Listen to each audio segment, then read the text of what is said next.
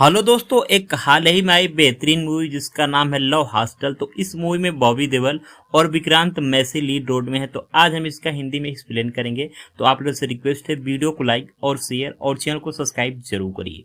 तो फिल्म के शुरुआती में हम एक कपल को देखते हैं जिसने घर से भाग करके कोर्ट मैरिज कर ली होती है। वह अपने परिवार से बचने के लिए कोर्ट की तरफ से दिए गए सेफ होम में रुके होते हैं और वह वीडियो बना करके अपने घर वाले को बता रहे होते हैं कि हम अपनी मर्जी से शादी करके हम यहाँ पर काफी खुश थे। इसी बीच में हम देखते हैं कि उन्हीं कपल का वीडियो एक आदमी देख रहा होता है जिसका नाम डागर था, और डागर के सामने वो वीडियो वाली लड़की वहीं पर मौजूद होती है और उसके गले में फांसी का फंदा लटका हुआ था। वहीं दूसरी तरफ उसका हस्बैंड पहले से ही पेड़ पर लटका होता है, यानी कि वह दोनों दोस्तों मर चुके थे। और हमें यहाँ से पता चलता है कि डागर को इन दोनों को पकड़ करके मार देने को काम मिला होता है, और वह अपनी मर्जी से भी कई लोगों को मार चुका था जो घर से भाग करके शादी करते थे।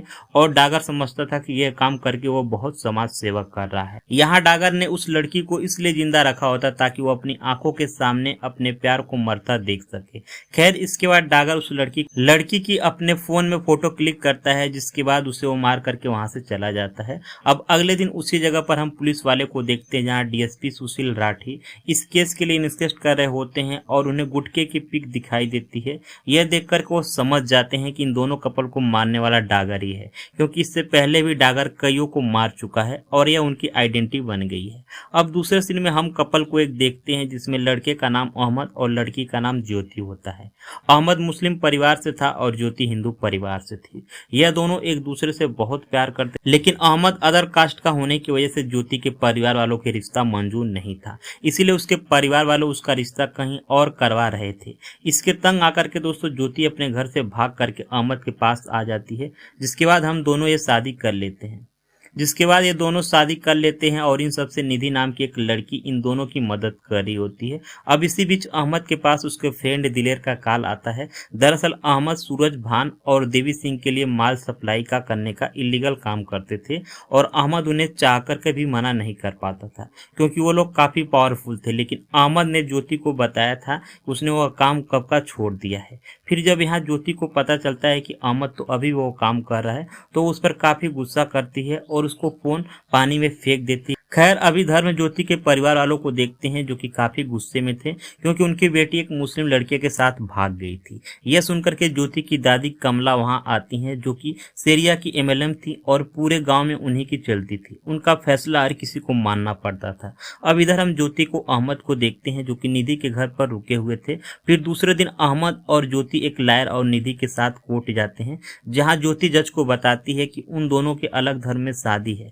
इस शादी में अहमद के परिवार वालों को कोई दिक्कत नहीं है, लेकिन ज्योति के परिवार वालों से उन्हें जान का खतरा है। यह सुनकर जज उन्हें सेफ होम में 1 हफ्ते रुकने के लिए आर्डर देते हैं, और 1 हफ्ते के बाद उन दोनों की फैमिली को कोर्ट में पेशी के लिए बुलाया जाता है ताकि वो लोग गारंटी दे सके कि उनकी तरफ से ज्योति और अहमद की जान को कोई खतरा नहीं होगा। जिसके बाद ज्योति और अहमद को सेफ होम भेज दिया जाता है, और जब इन्हें सेफ होम ले जाया जा रहा होता है तब एक आदमी इनकी गाड़ी का पीछा कर रहा होता है। खैर, अब ये लोग सेफ होम पहुंचते हैं जहां उन्हें हरिश्चंद्र नाम का एक पुलिस वाला मिलता है जो उन्हें दोनों को अपने मोबाइल फोन जमा करने के लिए कहता है। साथ ही उनसे उनका आइडेंटिटी कार्ड भी मांगता है क्योंकि वहां रहने के लिए रूल है। लेकिन ज्योति अपना फोन देने से पहले अपने शादी की फोटो और अपनी छोटी बहन को बबली को शादी उस लड़के के साथ करवा दी जाए जिसके साथ ज्योति की शादी होने वाली, ताकि दोनों परिवार का मान सम्मान बना रहे। अब इधर हम डागर को देखते हैं जिसे कमला ने ज्योति और अहमद को ढूंढ निकालने के लिए काम सौंप दिया था, क्योंकि डागर ही एक ऐसा आदमी था जो उन्हें ढूंढ सकता था। फिर इधर हम देखते हैं कि सुशील राठी को उसकी बेटी का कॉल आता है जो कि ज्योति की दोस्त थी। वो उसे बताती है कि उसकी फ्रेंड ज्योति ने अहमद नाम के लड़के के साथ भाग करके शादी कर ली है, और उसने अपने अपलोड की गई फोटो जिसमें ज्योति ने कहा है कि अगर उसे अहमद को कुछ भी होता है तो उसकी पूरी जिम्मेदारी उसकी दादी कमला की होगी। जिसके बाद सुशील राठी अपने एक ऑफिसर ज्योति और अहमद को पता लगाने के लिए कहता है कि वो किस सेफ होम में है, पता करके बताओ। अब इधर हम देखते हैं कि डागर उस लायर का पता लगा करके उसके घर पहुंचता है जिसने ज्योति और अहमद की शादी कराई थी। और डागर लायर से ज्योति और अहमद का पता पूछता है, लेकिन लायर उसे कुछ नहीं बताता है, जिसके बाद डागर लायर और उसकी पूरी फैमिली को गोली से मार देता है। फिर वहीं डागर को टेबल पर एक फाइल मिलती है जिसमें उसे एड्रेस का पता चल जाता है कि वो लोग एक शॉप होम में रुके हुए हैं। खैर, अब इधर हम देखते हैं कि ज्योति और अहमद एक दूसरे के साथ टाइम स्पेंड कर रहे होते हैं। इसी बीच में वहां पर एक पुलिस वाला आता है और अहमद से कहता है कि उसे हरिश्चंद्र ने बुलाया है। यह सुनकर के अहमद हरिश्चंद्र के पास आता है, जहां हमें पता चलता है कि अहमद जिस आदमी के लिए इलीगल काम करता है उसका आदमी दिलेर से फोन से यहाँ पे बाहर खड़ा है और अहमद की डिलीवरी देने के लिए कह रहा था। यह सुनकर के अहमद उसे कहता है कि वह यह सब काम छोड़ चुका है, अब वो नहीं करेगा। तब वो पुलिस वाला हरिश्चंद्र उसे धमकी देता है और अगर उसे डिलीवरी नहीं करी वह कमला को बता देगा कि वो दोनों कहाँ छुपे हैं। यह हमें पता चलता है कि वह पुलिस वाला भी देवी सिंह के लीगल काम से उसका साथ देता है। अब यह सुनकर के अहमद डर जाता है और डिलीवरी देने के लिए तैयार हो जाता है, जिसके बाद अहमद दिलेर के साथ माल डिलीवरी करने के लिए निकल जाता है और सीधा अपने घर पहुंच करके वहां से सारा माल ले लेता है। साथ ही हमें यह भी पता चलता है कि अहमद पुलिस का भी खबरी होता है और वो माल वाले बैग के अंदर ट्रैकिंग डिवाइस रख देते हैं ताकि पुलिस उसकी लोकेशन पता चल जाए। फिर जाने से पहले अहमद अपनी माँ से मिलता है, जिसे वो भागने से पहले अपनी माँ को फूफा के घर पे यहाँ पे छोड़ देता है। अहमद की माँ दिमागी तौर से कमजोर थी, वो अपने बेटे को ठीक से पहचान नहीं पाती थी। इसके बाद अहमद वहां से माल लेकर के डिलीवरी करने के लिए निकल जाता है। खैर, अब इधर सुशील राठी को एक ऑफिसर कॉल करके बताता है कि अहमद का ट्रैकर ऑन हो गया और वो ऑफिसर उससे आगे का प्लान पूछता है। तब राठी उसे वेट करने के लिए कहता है। खैर, अहमद जब रास्ते में होता है तब उसे देवी सिंह का कॉल आता है, जहाँ हमें उनकी बातों से पता चलता है कि अहमद की दुकान पर एक AK-47 मिली है, जिसकी वजह से पुलिस उसके पापा को अरेस्ट करके ले गई है कि आज भी जेल में है। और अहमद इसीलिए देवी सिंह का काम कर रहा होता ताकि उसके पापा को जेल से छुड़ा सके। अब अहमद उससे कहता है कि ये उसकी लास्ट डिलीवरी होगी और उसके बाद उसका कोई भी काम नहीं करेगा। यह बोल करके अहमद फोन काट देता है। खैर, अब इसके बाद अहमद माल डिलीवरी करने के लिए होटल पहुंचता है, जहां पर देवी सिंह और उसके साथी मौजूद होते हैं। अहमद उन्हें माल देकर के उनसे पैसे मांगता है, लेकिन इसी बीच अहमद के ट्रैकर को टैग करते हुए वहां पर पुलिस आ जाती है और उनके आते यहाँ पर फायरिंग शुरू हो जाती है, जिससे सभी लोग मारे जाते हैं। लेकिन यहाँ पे मरने से पहले दोस्तों देवी सिंह अहमद को बताता है कि उसकी दुकान पर AK-47 दिलेर ने ही रखी थी। यह जानने के बाद अहमद तुरंत दिलेर के पास आता है और उसे गन पॉइंट पर रख करके सेफ होम चलने के लिए कहता है। अब इधर हम डागर को देखते हैं, ज्योति और अहमद को ढूंढते हुए सेफ होम पहुंच गया था। डागर को ही देखते हरिश्चंद्र काफी डर जाता है, जिसके बाद डागर हरिश्चंद्र को गोली मार देता है, क्योंकि उसे पता होता है कि बाद में हरिश्चंद्र ने डागर और कमला को ज्योति और अहमद के बारे में कुछ भी नहीं बताया था। वो लोग उसी सेफ हाउस में रुके हैं। इसके बाद डागर ऊपर वाले कमरे में आकर के सारे कपल को गोली मार देता है।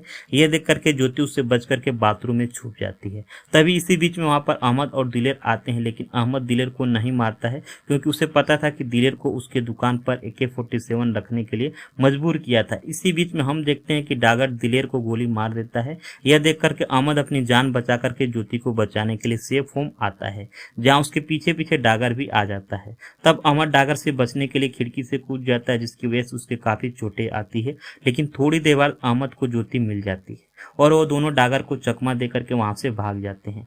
अब हम अगले दिन हम देखते हैं कि अहमद और ज्योति किसी फैक्ट्री में छुपे हुए थे। तभी ज्योति को किसी के कार आने की आवाज आती है, जिसके बाद दोस्तों वह बंदूक लेकर के वहां देखने जाते हैं, जहां पर एक कपल को देखते हैं जिसका नाम परम और साजिद होता है और ये दोनों एक दूसरे के साथ टाइम स्पेंड कर रहे होते हैं। फिर ज्योति इन दोनों की मदद से अहमद को हॉस्पिटल लेकर जाती है, क्योंकि वह पूरी तरह से घायल था। अब दूसरी तरफ हम देखते हैं कि सुशील राठी और कमिश्नर ज्योति अहमद को ढूंढते हुए सेफ होम पहुंचते हैं, जहां वो देखते हैं कि सारे कपल को मार दिया गया है। और ये देख करके सुशील राठी समझ जाते हैं कि यह सब काम डागर ने ही किया है। और हमें सुशील राठी और कमिश्नर की बातों से पता चलता है कि सुशील राठी की डागर से कोई पुरानी दुश्मनी है, इसीलिए वो उसे ढूंढ रहा होता है। अब अहमद के साथ गोलाबारी में डागर को भी गोली लग गई थी, लेकिन वह अपनी गोली निकलवाने के लिए नॉर्मल हॉस्पिटल जाने की बजाय एक जानवरों के हॉस्पिटल आता है। फिर वहीं पर डागर को एक कुत्ता दिखता है, जिसे वो अपने साथ ले लेता है। डागर का रवैया देख करके हम समझ पाते हैं कि वह पूरी तरह सनकी आदमी है, जो कहीं भी कुछ भी कर सकता है। खैर, अब इधर सुशील राठी को पता चलता है कि डागर ने उस लायर को भी मार डाला है, जिसने ज्योति और अहमद की शादी कराई थी। साथ ही उसे यह भी पता चलता है कि ज्योति और अहमद की मदद एक निधि नाम की लड़की की थी। इसके बाद सुशील निधि को भी कॉल करके बताता है कि उसकी जान को खतरा है।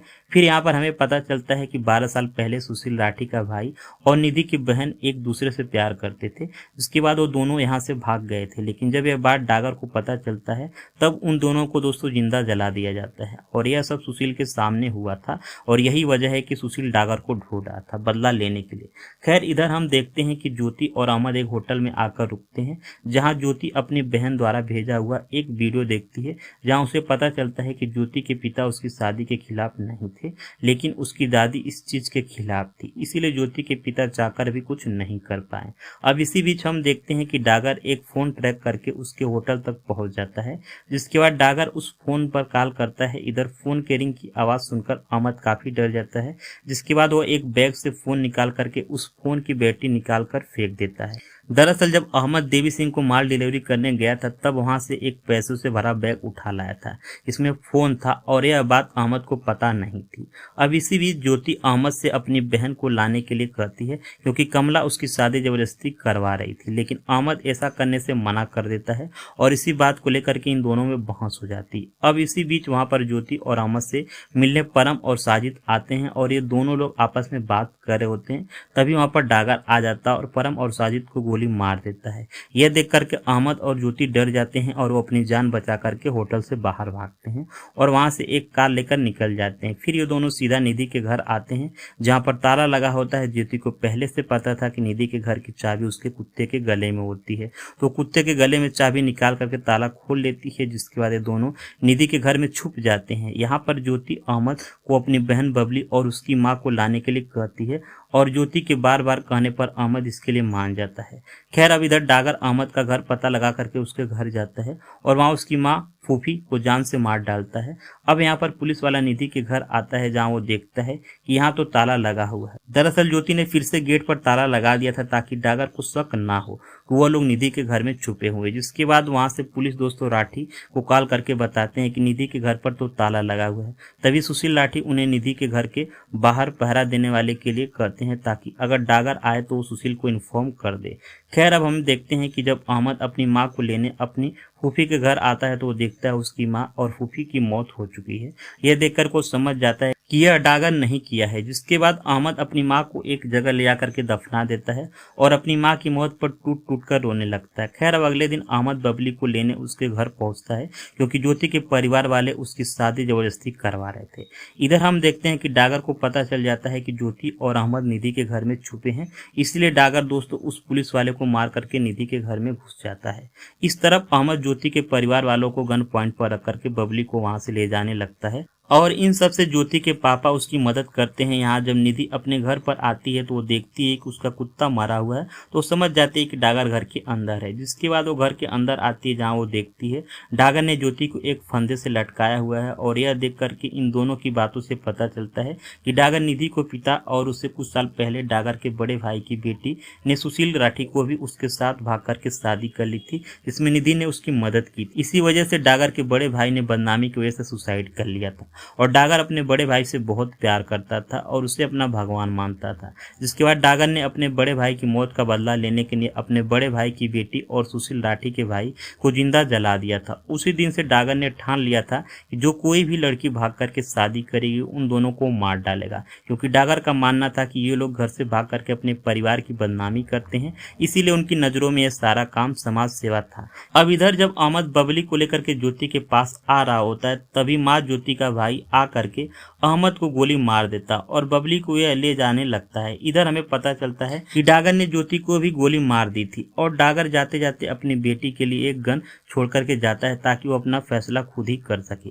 जिसके बाद निधि भी खुद को गोली मार लेती है। इस गिल्ट के साथ वो अगर उस दिन अपनी बहन को ना भगाया होता तो आज ये सब कुछ नहीं हो रहा था। अब हम आगे देखते हैं कि डागर रास्ते में अपनी गाड़ी का टायर चेंज कर रहा होता है, तभी वो कुत्ता गाड़ी से बाहर निकल जाता है, जिसको डागर हॉस्पिटल से लेकर आया था और वह रोड के दूसरी साइड चला जाता है। अब डागर को उस कुत्ते से बहुत लगाव था, इसीलिए उसे लेने के लिए रोड पार कर रहा था, तभी एक गाड़ी आकर के उसे उड़ा देती है, जिसकी वजह से उसकी यहीं पर मौत होती है और यही मूवी पे दोस्तों समाप्त हो जाती है। तो आप लोगों को कैसी लगी कमेंट करके बताइए और चैनल को सब्सक्राइब जरूर करें।